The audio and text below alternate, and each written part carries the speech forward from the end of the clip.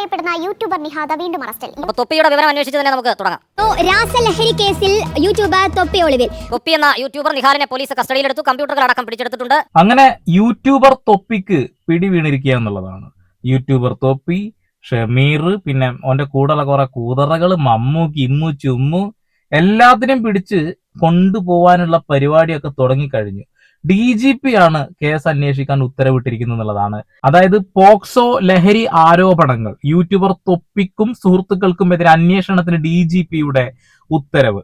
തൊപ്പി എന്ന യൂട്യൂബറും ഓൺലൈൻ ഗെയിമറുമായ മുഹമ്മദ് നിഹാദിനും സുഹൃത്തുക്കൾക്കുമെതിരെ അന്വേഷണത്തിന് ഉത്തരവിട്ട് പോലീസ് മേധാവി.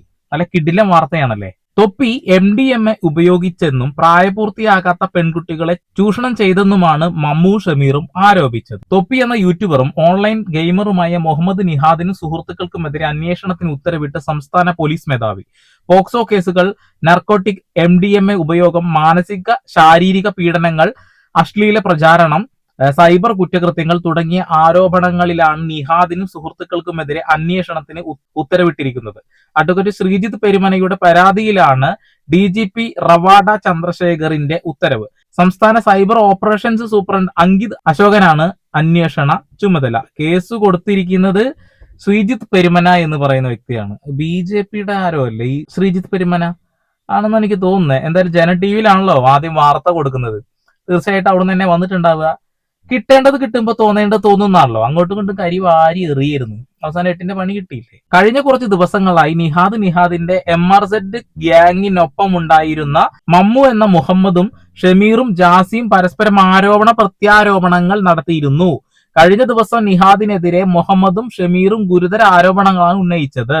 തൊപ്പി MDMA ഉപയോഗിക്കുകയും പ്രായപൂർത്തിയാകാത്തവരെ ചൂഷണം ചെയ്യുകയും ചെയ്തിട്ടുണ്ട് എന്നാണ് സുഹൃത്തുക്കൾ ആരോപിച്ചത്. തൊപ്പിയുടെ മുറിയിൽ നിന്നും കഞ്ചാവ് പാക്കറ്റ് പുറത്തെടുക്കുന്ന വീഡിയോയും പുറത്തുവിട്ടിരുന്നു.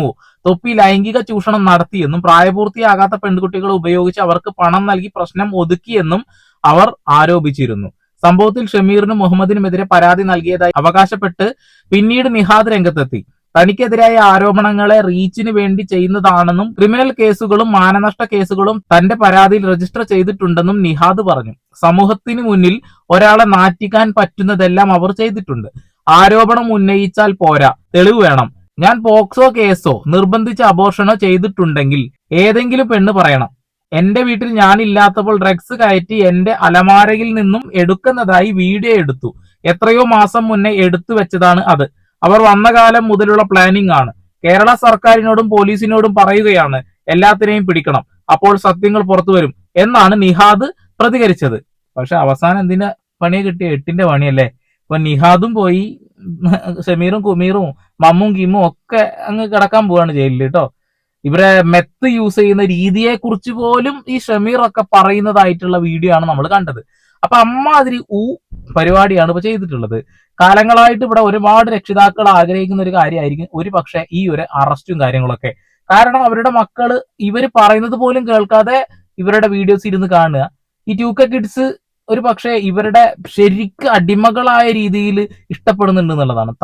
തനി കാട്ടപരാധങ്ങൾ കണ്ടിട്ടും പ്രഹസനങ്ങൾ കണ്ടിട്ടും അവർ അതിന്റെ അടിമയാവുന്നു എന്നുള്ളതാണ്. ഈ മമ്മു മുൻപ് സെപ്പറേറ്റ് ലൈവ് എഴുതിയിരുന്ന ഒരു പരിപാടി ഉണ്ടായിരുന്നു. അതായത് തൊപ്പിയുടെ തന്നെ മറ്റൊരു ചാനലിൽ മമ്മുവിന് കൊടുക്കും. ആ മമ്മു അവിടെ ഇരുന്ന് ലൈവ് ചെയ്യും.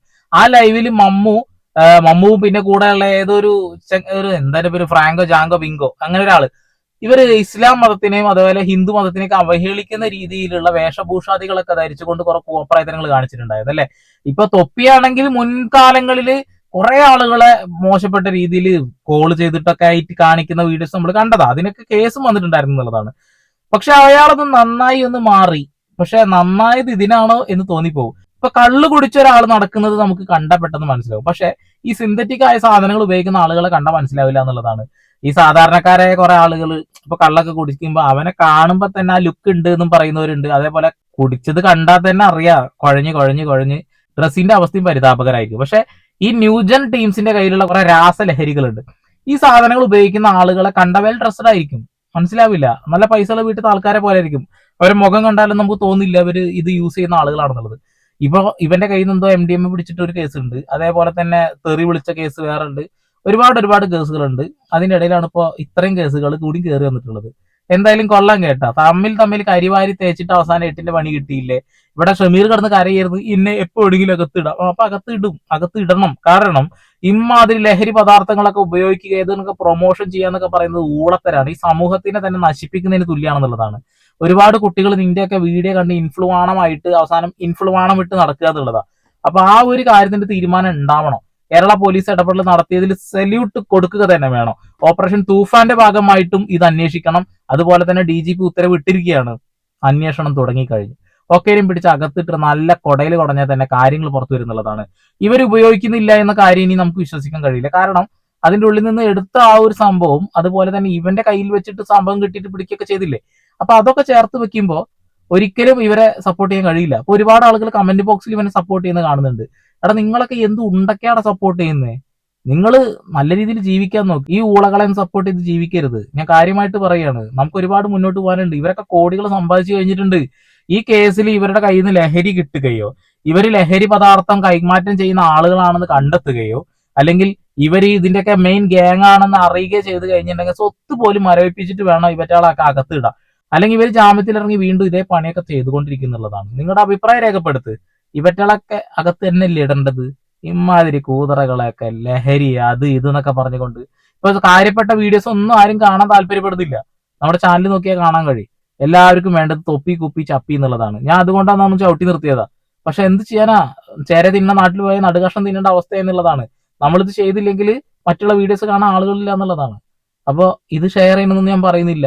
സപ്പോർട്ട് ചെയ്ത് കൂടെ ഉണ്ടാവണം. വീണ്ടും വരെ പുതിയ വാർത്താ വിശേഷങ്ങളുമായി സന്ദീപ് എടപ്പാൾ സൈനിങ് ഓഫ്.